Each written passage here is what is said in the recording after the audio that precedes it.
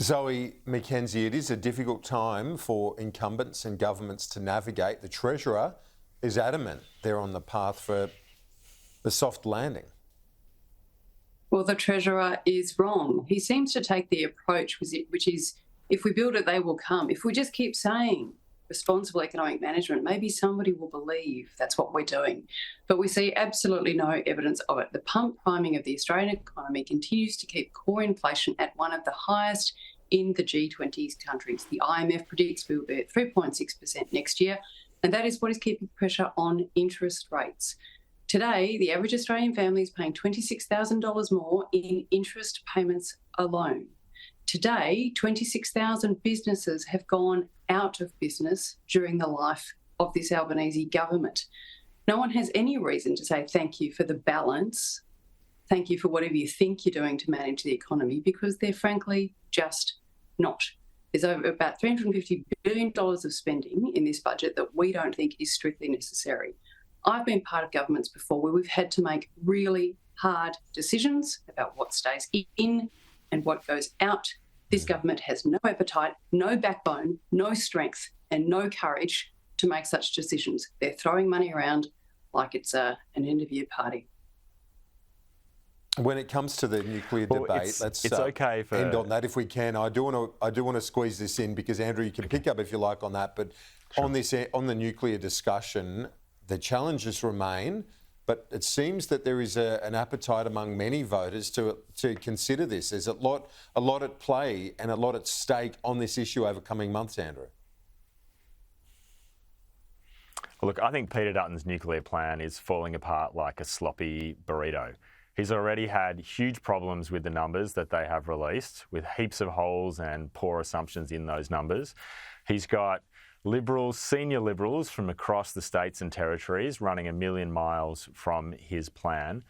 And he has tried to claim that there'd be a 44% reduction in energy prices as a result of this plan, which not even his own modelling shows. This policy is turning out to be a disaster for the Liberals. It shows that Peter Dutton will say anything to become Prime Minister and that he doesn't have a serious plan for Australia's energy future. Zoe McKenzie, has it resembled a sloppy burrito? Sorry, I couldn't get over the imagery of the sloppy burrito for a moment there, but can I say one thing in terms of figures? And $275 less. I could say it 97 times, and then maybe the average Australian would know just how let down they have been by this government, because that is what they were promised. $275 less, a reset in the cost of their energy. What's it costing them at the moment? About $1,000 more a year, contributing to that number I gave you before, 26,000 businesses lost just in the term of this government. Energy costs are killing people. We have put forward a broad, all-inclusive plan, keeping renewables, but equally investing in nuclear, like 50 other countries are looking at doing around the world, like 32 countries already have in place, to make sure that the lights are always on and our industry can keep doing what it does best. At least we are trying, and we are not lying to people what it will cost. You have Labor's plan saying it'll be $122 billion, but we know it'll be about $650 billion in terms of poles and wires and the other investment required to keep the Australian economy alight. Andrew Charlton, your response on that in terms of the comparison with what you're planning and underselling, as Zoe argues, on the price?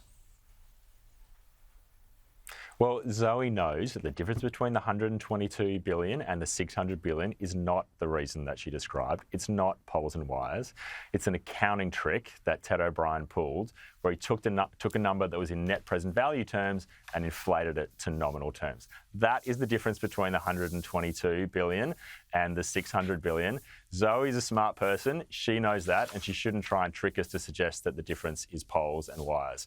The truth is that the Liberals' plan doesn't add up, and they've produced a series of dodgy statistics to try and show what can't be true, which is that nuclear, which everyone knows is the most expensive form of energy, is somehow going to save Australians money. Everybody who has thought about this for 30 seconds knows that that just doesn't add up, no amount of reports, no amount of dodgy statistics, no amount of Zoe saying it's true can make anybody believe it. Well, in 50 Well, countries around the world, I think, looking at doubling just their quickly, investment and going from there. So 50 countries around the world are looking at investing more in nuclear. We've already got 30. It would be a sufficiency of power to last us 60 to 80 years. And due to their kind of religious determination around renewables, this government won't even look at it. Zoe, Which was the Andrew, last I'm off to get a built around the burrito. A late lunch with a burrito, Andrew. Thanks for the tip. I hope you both have a wonderful Christmas and New Year with your families. We'll see you next year, both of you. Andrew, Zoe, too. all the best.